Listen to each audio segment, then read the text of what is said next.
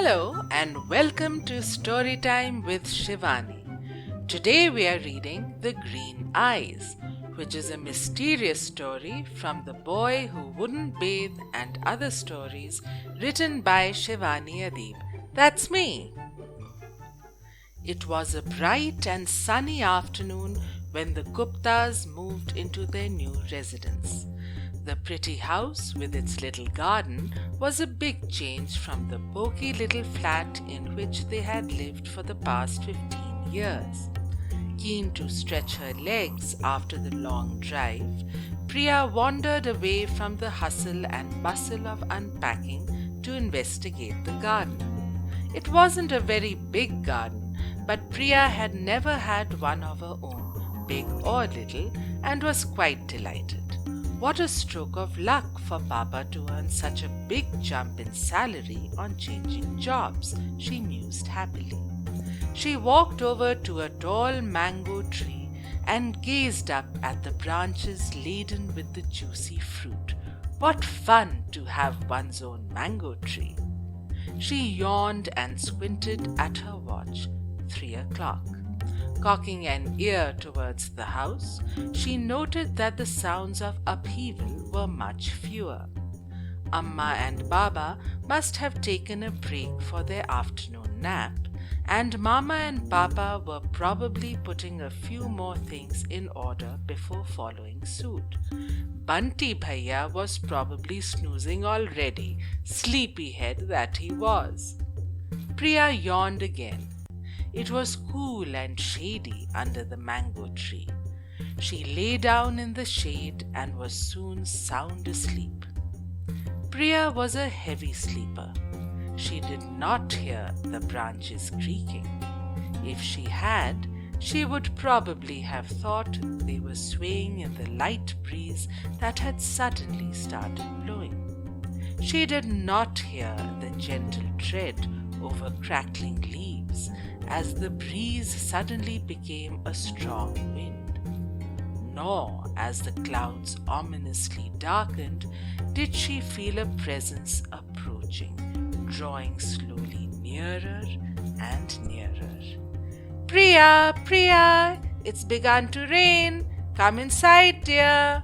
Priya yawned and stretched, then jumped to her feet and ran inside as large raindrops came pelting down, unaware of watching green eyes glowing eerily amidst the leaves of the mango tree.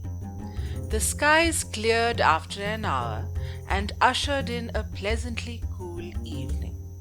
Everyone except Priya voted in favor of a stroll in the new neighborhood. "I'd like to stay at home and sort out a few things," she explained. "Well, all right," said Papa. "We'll be back in half an hour or so." They left, Bunty letting the door swing as he passed out last. It remained slightly ajar. Priya was all of 12, and a very bright and responsible 12 she was. She proceeded to unpack her suitcase, humming a cheerful tune as she worked. Wrapped up in her task, she was oblivious to the faint, slow creaking of the front door. She continued humming as she decided to take a break and a glass of water. She skipped to the kitchen, unaware of the green eyes following her every move. Gleaming, the eyes crept up behind Priya as she drank deeply. A long tongue flicked out to moisten dry lips. "Priya, we're home. You missed a lovely walk." The door swung open and the family trooped in. The green eyes glinted and withdrew noiselessly as Priya was regaled with a detailed description of their neighbors. The following day was cool, with the prospect of rain. Priya and Bunty sat on the lowest step of their porch, chatting idly and drinking milkshakes as they splashed their feet in a puddle formed during a thunderstorm at night. "Did you hear a tapping sound at your window last night?" Priya asked her older brother after a pause. Tapping? No. I did, said Priya quietly, nudging a pebble with her foot. Like someone knocking at the window. I don't know how you could have heard any such thing over the din of the thunderstorm, Priya. It was probably the rain you heard, replied her 15-year-old brother. Perhaps, replied Priya, only half convinced. Bunty soon got up and went inside the house, but Priya sat daydreaming. Eventually, she picked up her glass and got up, then spun around. She looked again at the steel glass she was holding, in puzzlement. She could have sworn she'd seen a flash of green reflected in the polished metal, and she'd certainly heard something shift a flower pot very slightly just behind her. 2 days later, Priya was certain. There was someone or something in the house. She'd been keeping her ears open and had heard noises that could not have come from any of the family. Delicate steps over crackling leaves in the garden, a glass knocked over when there was no one in the kitchen, sounds at her locked window at night.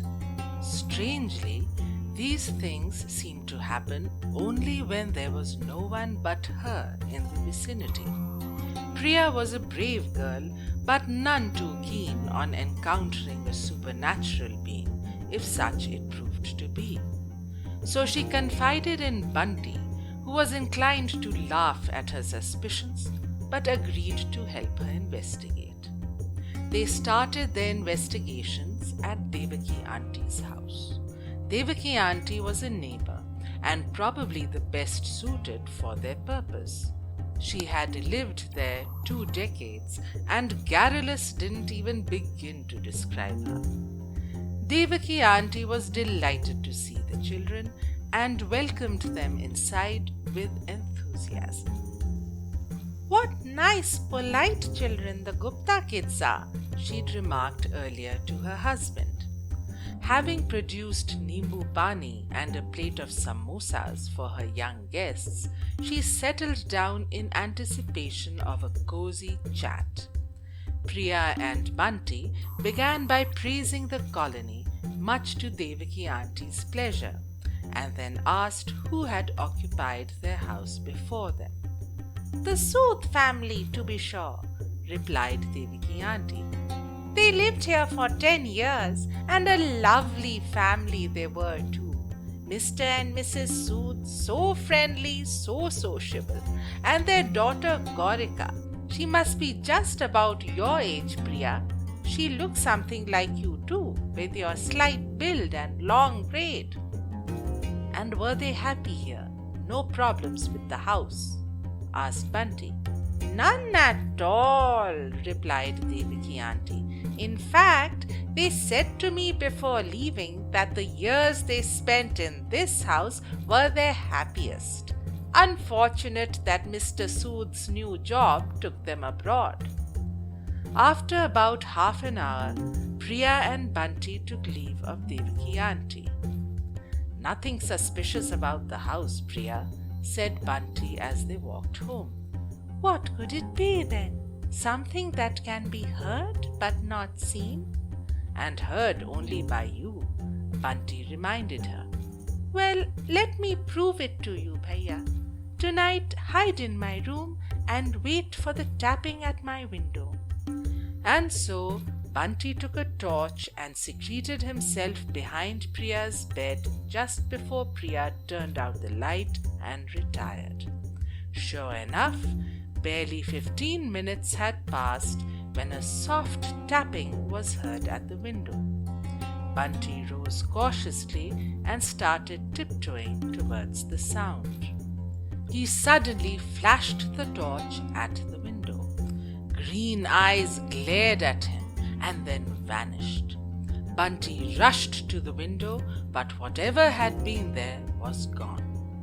Priya joined him there and both stood looking at the windowsill.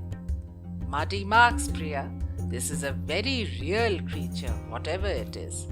"Could you make out what it looked like?"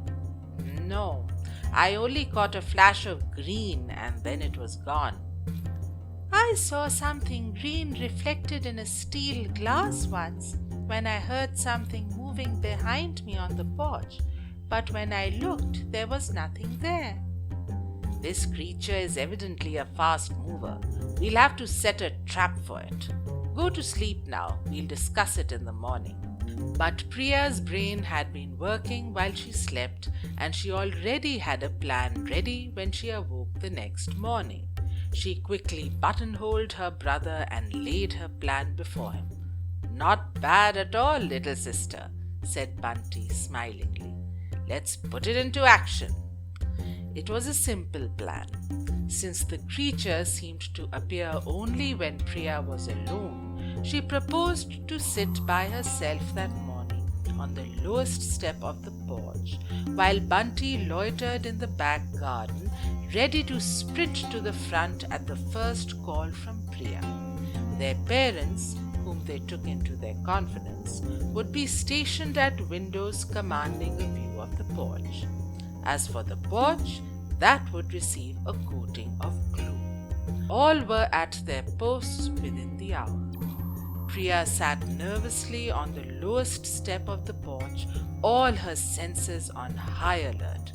What kind of creature would creep up behind her? Would it get stuck to the glue as they hoped? She waited. A short sprint length away, Bunty clipped a hedge. He seemed engrossed in his task, but was geared up for the dash to the front of the house, armed with the gardening shears. Would the creature indeed be some kind of supernatural being?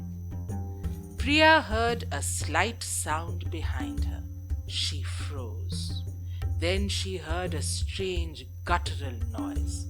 Petrified, she turned around, dreading the sight of the thing behind her. Her eyes opened wide. She squealed. Hearing the squeal, Bunty came running to the rescue. He stopped short in disbelief. Priya was prostrate at the creature's feet and trying her best to gently unstick a cat's paw from the glue. As their parents joined them and helped rescue the poor scared cat, Devaki auntie came by. "Oh, there's Fluffy. I've been looking for her ever so long," she said chattily. "She was Gaurika's cat and simply doted on her, followed her around everywhere. Gaurika asked me to take in Fluffy when they went abroad, but Fluffy just disappeared. She was probably looking for Gaurika all this while, missing her and quite wasting away," said Devaki auntie, eyeing the cat's thin frame. "Could we keep Fluffy, Mama? Please, Papa?" asked Priya with shining eyes as the cat, having got over her fright, nestled close and gazed up at her with unblinking, beautiful green eyes. "Fluffy does seem to have found a substitute for Gaurika in you, Priya," said they, smiling. "All right, you may keep her." Priya looked joyfully at Fluffy. She may not have found an exciting supernatural creature, but she had found something much better, a new friend.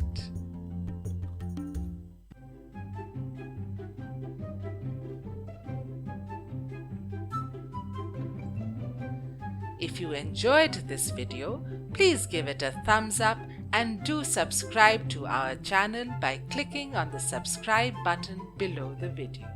Thank you for listening.